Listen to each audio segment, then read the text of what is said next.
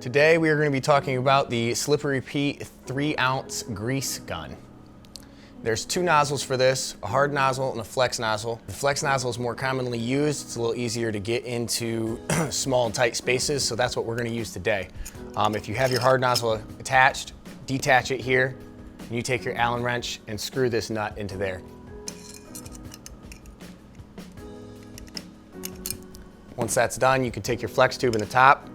You can get it started by your hand, but you will need a 12mm wrench to get it all the way snug. To load your grease, you have one end with cap and one end with foil. You're gonna take your cap off, make sure not to spill it. You're gonna unscrew the tube. When you unscrew this tube, make sure your plunger is pulled back and make sure it's in the notched position. Now you'll take your grease, you'll put it cap end down and remove the foil. And you will reattach your flex nozzle and handle. One thing we want to highlight is the balloon plunger. It is somewhat unique because it expands as you push it down to allow all the grease to be used. So you'll take your balloon plunger, put it out of the notch position, and push it all the way down.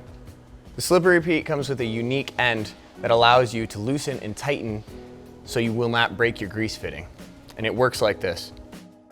Twist to loosen, make sure you don't twist all the way off. Stick your grease fitting in, then twist to tighten to allow for a tight fit.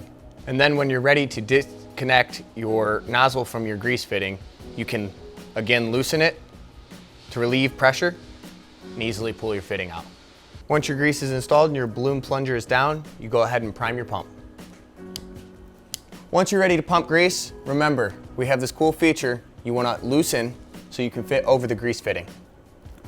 Once on, you can now tighten.